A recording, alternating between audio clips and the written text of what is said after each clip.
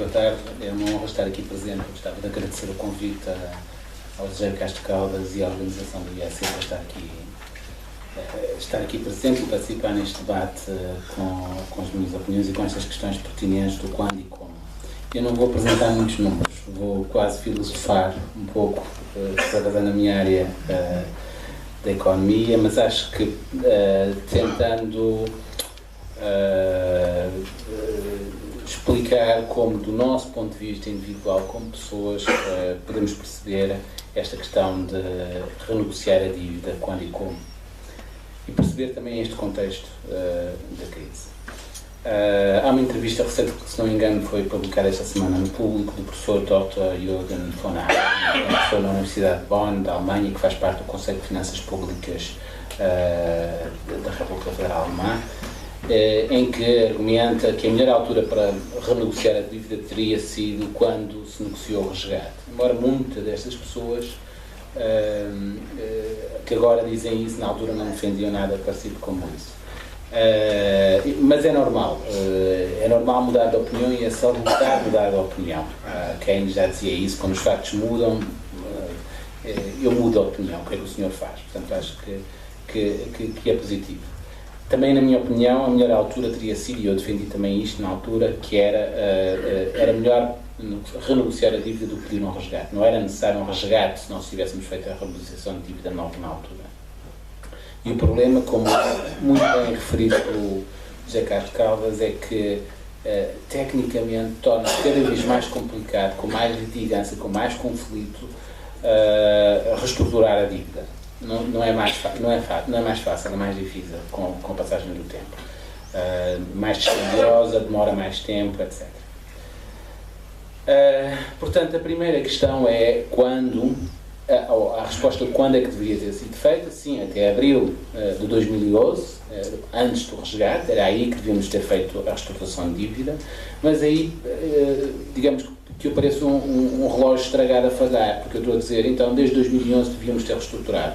E nós vemos nos média as notícias a dizerem: estamos a regressar aos mercados, houve uma emissão de dívida com sucesso, está tudo bem, portanto, a máquina da propaganda a funcionar, e, portanto, eu perco o crédito todo que possa ter, porque parece que sou, digamos, um velho do Restelo a dizer uma mensagem que não tem nada a ver com a realidade que a gente observa nas televisões durante o dia. Portanto, como é que foi possível evitar a entrada em cumprimento durante esses quase 3 anos que decorreram desde abril de 2011. Como é que foi possível encetar este processo de regresso aos mercados com sucesso? Como é que é possível, aquilo que ouvimos nas TVs esta semana da Ministra das Finanças, contemplar a hipótese de uma saída limpa do programa de resgate, ou seja, nem um resgate, nem um programa cautelar? Como é que é possível falar destas coisas? Já não precisamos de ajuda, conseguimos andar pelos nossos próprios pés.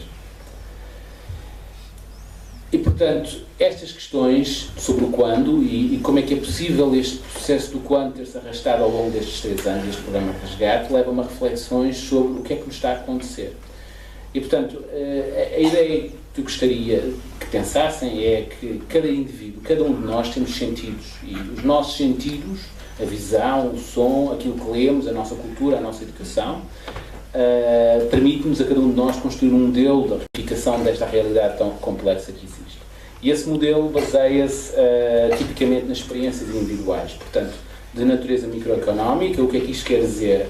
A minha vida depende muito da minha situação pessoal, do meu rendimento, da minha despesa, das minhas condições particulares. Portanto, a vida não é fácil, portanto, a gente tem esta noção da dureza da vida, portanto, essa realidade microeconómica. Tendemos a fazer aquilo, a extrapolar para o todo aquilo que se aplica a nós, ou seja, com trabalho, com perseverança conseguimos ter sucesso. Portanto, também imaginamos que com trabalho, com perseverança, o país consegue ter sucesso no seu todo, ou seja, temos aqui a falácia da composição, pensamos que o que se aplica a cada um de nós aplica-se ao país, à economia do país, quando isso não é verdade. E também a nossa interpretação da realidade, esses nossos modelos da realidade baseiam-se também nas posições mais ou menos explícitas, posições ideológicas de cada um. Cada um de nós temos as nossas crenças, que dependem da educação recebida, mas também dependem da propaganda ou desinformação que recebemos. E por isso todos nós temos uma explicação para isso. Foi o governo português que fez mal, ou vivemos acima das possibilidades, ou foram os bancos que fizeram. Portanto, temos, se perguntar a qualquer pessoa na plateia ou qualquer cidadão, conseguimos pensar e tentar explicar porque é que temos, de facto, uma crise. E, portanto, temos estas diferenças de opinião todas. E não são comuns à população, mas são comuns também aos especialistas na matéria, aos professores de economia. Ninguém se entende. Mesmo professores de economia alemães, há regularmente cartas abertas em que há centenas de professores alemães a escrever de um lado, centenas de professores alemães a escreverem do outro. Portanto, não há uma verdade única. Há modelos, interpretações da realidade, e as pessoas acreditam naquilo que estão a dizer e defendem posições consentâneas ou consistentes com essas posições, e por isso é que não há uma resposta limpa. Parece uma quantidade de teorias alternativas e ninguém sabe qual é a melhor resposta. E isto para questões como se a dívida não é sustentável, embora cada vez mais se torne difícil defender tal posição, e claro, as pessoas, com base nessas crenças, defendem soluções diferentes para a crise. E portanto coloca-se a questão: quem é que tem razão? Não é? Quem é que tem razão no meio deste barulho todo, no meio destas opiniões todas? E, portanto, interessa também pensar o que é que está a acontecer na Europa. E o que está a acontecer na Europa, eu diria que é uma situação de Machtpolitik, que é uma expressão muito alemã, que é a política da força. Quem tem força, quem tem o poder, implementa a política. Portanto, implementa as suas ideias, o seu modelo da realidade. Todos podemos falar e ter teorias sobre o que está a acontecer, eles também têm as suas ideias, as ideias deles são tão válidas como as nossas, mas há uma diferença. Eu falo e nada acontece. Eles falam e aquilo que eles falam acontece. Porquê? Porque eles conseguem mobilizar fundos e nós não. Portanto, não é tanta razão que importa, não é uma questão de razão. Também não é uma questão dos factos. São estes modelos da realidade de diferentes atores, e nomeadamente os modelos da realidade, os atores que importam na Europa neste momento, que serão talvez somente 100 altos tecnocratas e políticos, são eles que decidem na prática as decisões político-económicas da União Europeia e do FMI, e são eles que determinam as políticas, e são eles que têm determinado essas políticas ao longo dos últimos 3 anos. Esses responsáveis, tais como nós, cada um de nós acredita que tem razão, eles também acreditam que têm razão. E, portanto, eles acreditam nas teorias que eles têm vindo a implementar. E estão a agir de boa fé, acredito que estejam a agir de boa fé. Só que, ao contrário de nós, eles têm muito poder. E podem gastar recursos económicos quase ilimitados para tornar realidade os seus modelos da realidade. Ou seja, o gastar dinheiro permite alterar a realidade, pelo menos temporariamente. E, portanto, qual é a mensagem atual das instituições de governo? E eu estou aqui a incluir umas palavras do Wolfgang Schäuble, que é o Ministro das Finanças alemão, e um desses altos responsáveis das instituições de governo europeu, que eu penso terá algum peso no processo de decisão da União Europeia, mas não é o único, há como digo, quiçá uma centena. E ele teve, portanto, isto veio na televisão, eu procurei encontrar a citação, mas não encontrei. Aquilo que me ficou desta citação desta semana foi: os programas de austeridade que desenhamos estão a funcionar. Espanha e Irlanda são os casos de maior sucesso. Isto foi em janeiro de 2014. É uma citação aproximada, não consegui encontrar a citação exata. Ou seja, a ideia é: eu tinha razão. Nós tínhamos razão. Mas, se formos a ver as frases dele, ele já vem dizendo isto há muito tempo. E, portanto, em 5 de setembro de 2011, ele escreve uma coluna no Financial Times a dizer que a austeridade é a única cura para a zona euro. O Olli Rehn, que é o comissário para os assuntos financeiros, em 2012 revela esta mensagem essencialmente. Portanto, outro daqueles 100 decisores europeus diz que nós temos de manter o curso. É quase como o Titanic, que se está a afundar, mas nós temos de manter o curso. Portanto, e ele é uma das pessoas que ajuda a determinar a política económica. E o próprio Schäuble, já em 2013, em março, disse que a austeridade na Grécia estava a funcionar. E, portanto, será verdade ou será propaganda? E a ideia base é o seguinte: é que na maior parte das áreas de atuação da nossa civilização, a nossa própria intervenção altera a realidade. E nós sabemos isto. Não é? Sobretudo se temos recursos suficientes a trabalhar para mudar essa realidade. Portanto, o que é que isto quer dizer no caso de Portugal? Portanto, voltando àquela história do relógio que está sempre errado nas horas. Portanto, porque é que eu digo que a dívida é insustentável e, no entanto, a dívida continua e temos este regresso aos mercados e parece que está tudo na mesma e o Governo pode argumentar que estamos com sucesso e que vamos sair sozinhos do resgate.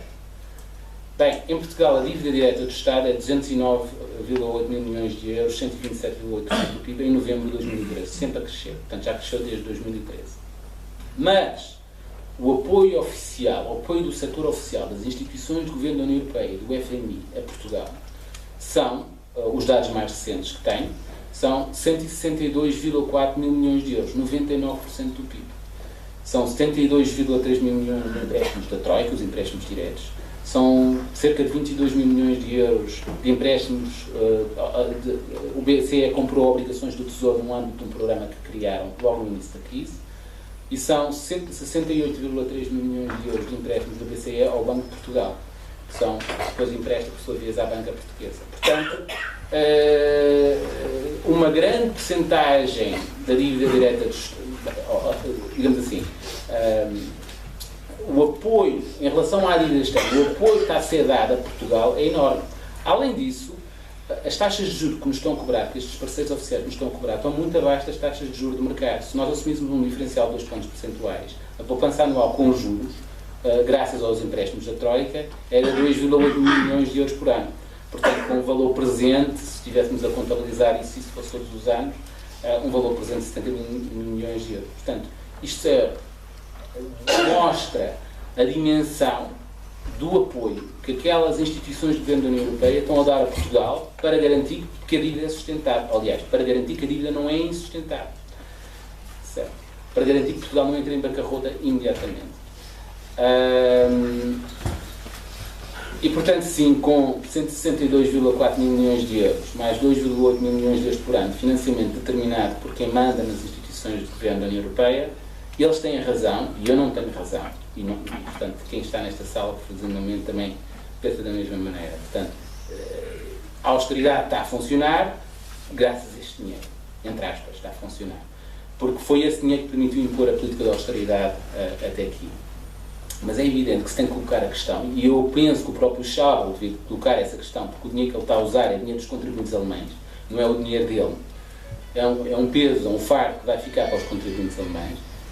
Se não haveria forma mais eficaz de usar tanto dinheiro.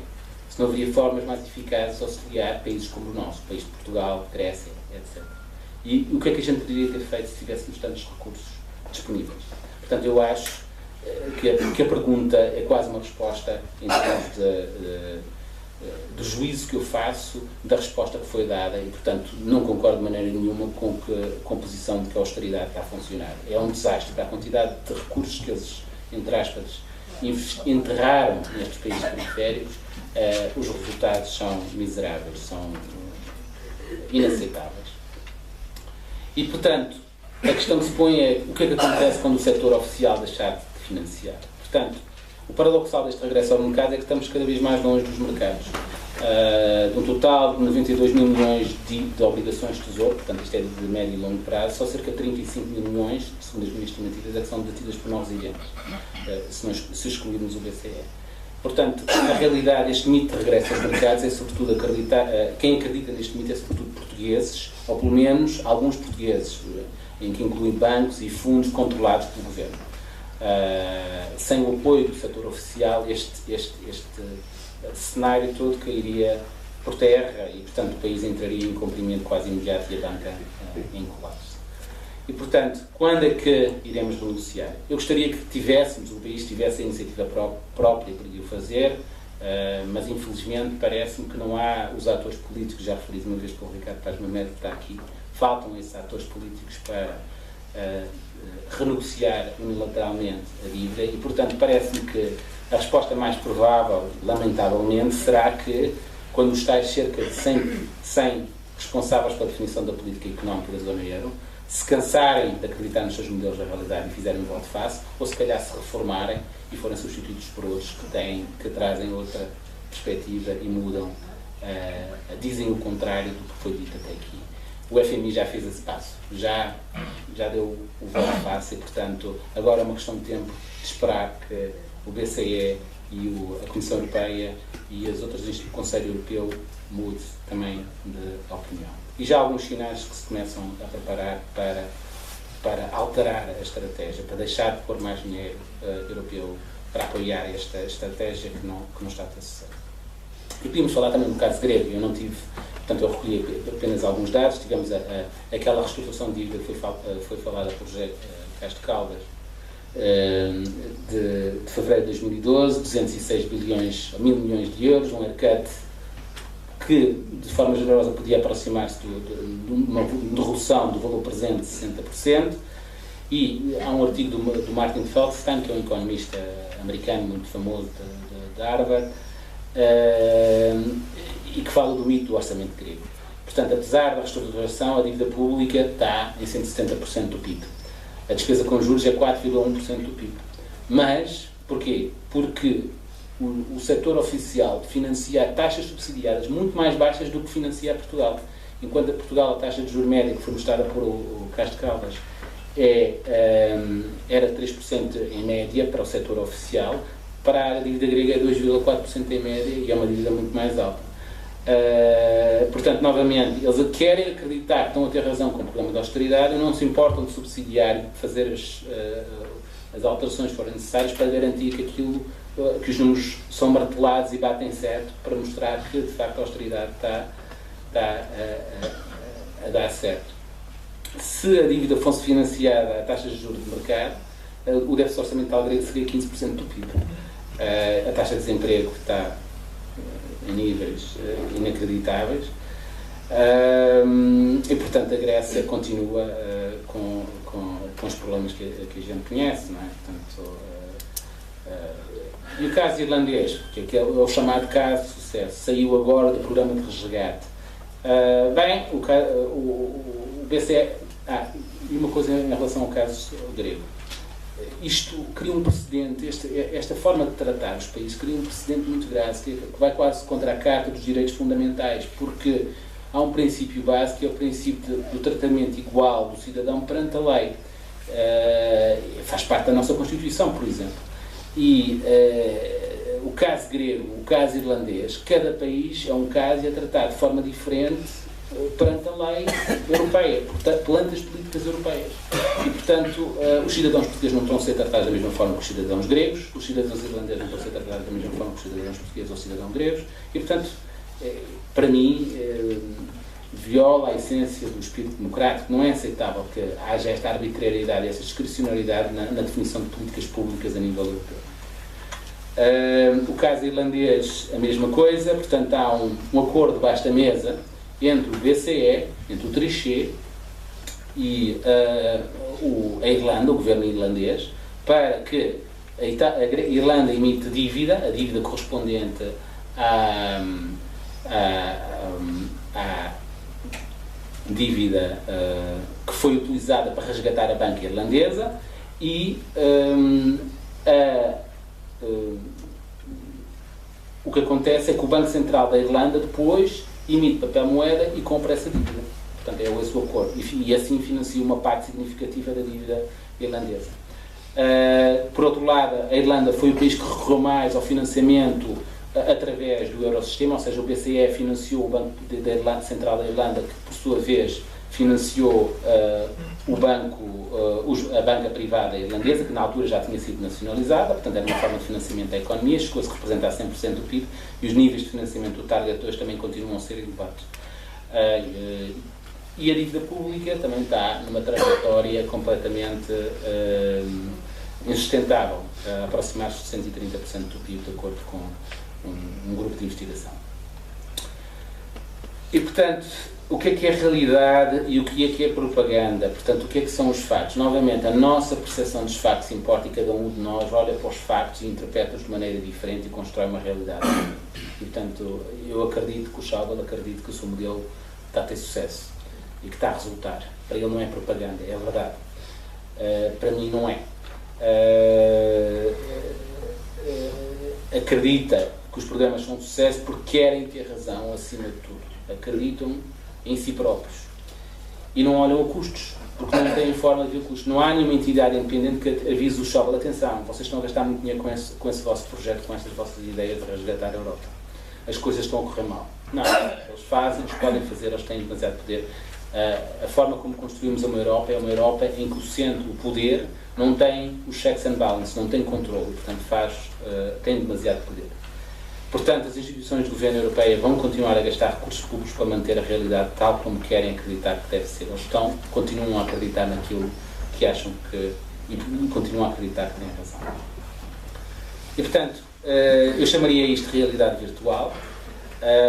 As políticas macroeconómicas da zona euro são o exemplo do poder desmesurado do governo da União Europeia, em particular do BCE, daqueles 100 responsáveis pela definição das políticas macroeconómicas, e vejam o feito que eles conseguiram. Conseguiram agarrar um continente à austeridade, impor políticas destrutivas e que causam imenso sofrimento às populações dos países afetados, na Grécia, na Irlanda, Portugal, Espanha, Itália, Chipre, desde 2009, e antes disso na Letória, na Roménia e na Hungria. Os governos caem, as políticas continuam. E não obstante, enormes custos financeiros, humanos e sociais. Quase parece que o país e a democracia neste país irá se desintegrar primeiro do que as políticas alteradas que estão a ser impostas por estes responsáveis. E, portanto, na minha opinião, estão a causar um dano enorme às economias dos países resgatados, às economias de mercado e às próprias economias dos seus próprios países, dos países criadores e da União Europeia no seu todo.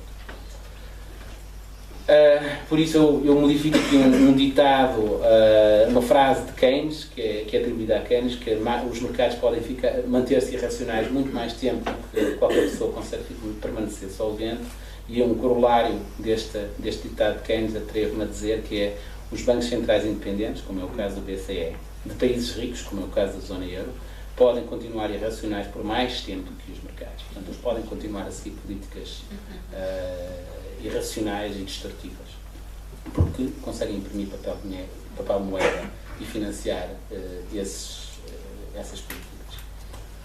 Portanto, isto é sobre o quando. O quando não está dependente de nós, está dependente desses decisores cansarem-se das suas teorias, ou mudarem, ou saírem dos lugares que ocupam.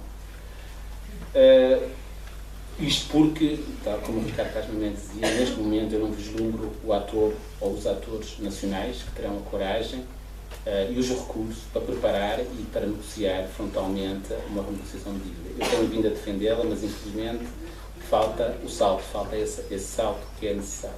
Na Argentina aconteceu com o presidente de La Rúa a fugir do palácio presidencial de helicóptero e um novo primeiro-ministro a ser eleito e a declarar uma moratória sobre a dívida imediata, como primeiro ato do novo Parlamento. Portanto, a questão que vinha a seguir neste debate é como renegociar. E eu tenho tido discussões com o José Castro Caldas sobre este assunto e, portanto, apresento aqui um mapa da dívida externa bruta do país, de acordo com as estatísticas do Banco de Portugal. E a ideia básica é ver quem é que deve o quê, simplificar o problema ao máximo, olhar para os grandes blocos da dívida externa. E eu falo um pouco diferente. O José Castro Caldas fala da necessidade de restaurar a dívida pública. Para mim, o problema fundamental é a reestruturação da dívida externa, em que uma componente dessa dívida externa, uma componente importante, é a dívida pública, a dívida das administrações públicas e, por outro lado, a dívida do Banco de Portugal. E, portanto, o objetivo é reestruturar, digamos assim, definir objetivos mais para restaurar a autossustentabilidade da economia portuguesa. Isto significa que, idealmente, fazemos a reestruturação para não precisarmos pedir ajuda aos nossos credores exteriores, para continuarmos a viver como queremos, a definir o nosso modo de vida e a desenvolvermos economicamente. É esse o objetivo. Determinarmos o nosso próprio futuro. E para isso definimos, portanto, o que é que temos de conseguir em termos de poupança com a reestruturação de dívida. E eu tenho defendido que o objetivo é uma redução dos juros para conseguir, digamos, que os nossos fluxos com o exterior, aquilo que temos que pedir emprestado, em vez de termos que pedir emprestado ao exterior todos os anos, passamos a poder emprestar ao exterior todos os anos, equivalente a 8.000 milhões de euros, 8.500 milhões de euros por ano, pelo menos no início. Porquê? Porque com esse dinheiro poderíamos estimular a economia e esse dinheiro tem um efeito muito grande sobre a atividade económica. Portanto, era equivalente, se fosse permanente, a eliminar todo o estoque de dívida externa de um momento para o outro. Portanto, era um choque muito grande na economia portuguesa.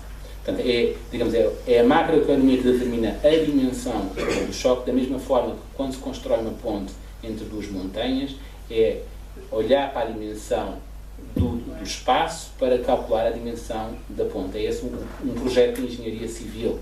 Não é? É a mesma coisa um projeto de engenharia macroeconómica, neste sentido, de definir a dimensão da resposta em função da dimensão do desafio que se coloca ao país. E depois subdividir esse grande objetivo pelos 4 grandes, digamos, detentores dessa dívida externa, desse desafio, que são as administrações públicas, portanto, a dívida pública que o José Castro Caldas falou, a dívida que o Banco de Portugal tem face ao Target 2, ao Banco Central Europeu, a dívida da banca comercial e a dívida da empresa. E, portanto, subdividir aquele grande objetivo de poupanças de juros anuais em objetivos para cada um desses setores. E, portanto, este processo terá necessariamente, como referido por José Castro Caldas, também afetar o setor oficial para atingir aquele objetivo global. E, portanto, como é que funcionará o processo? Provavelmente será mais fácil chegar a acordo com os credores do setor privado, com os credores das obrigações de tesouro e títulos de tesouro, e depois, para nos obrigar, para facilitar o processo de negociação, teremos de nos impor que as regras que impusemos a um grupo de credores são as mesmas que serão aplicadas a outros grupos de credores. Ou seja, porquê? Porque senão os processos poderiam se arrastar ao longo de décadas. E, portanto, temos que chegar a acordo rapidamente com um grupo de credores e depois garantir, através de uma lei, que no futuro, mesmo que não cheguemos a acordo com o grupo B de credores, mas se daqui a 20 anos chegarmos a acordo com esse grupo B de credores, eles terão exatamente as mesmas condições que as condições que aplicamos ao grupo A de credores que negociaram connosco, que estiveram dispostos a assinar um acordo connosco ao fim do ano. E, portanto, para isso, fazemos como na Argentina, no caso da Argentina, fazemos uma lei que nos obriga a dar os mesmos termos, as mesmas condições na negociação. E com isto termino a minha apresentação. Muito obrigado pela vossa atenção.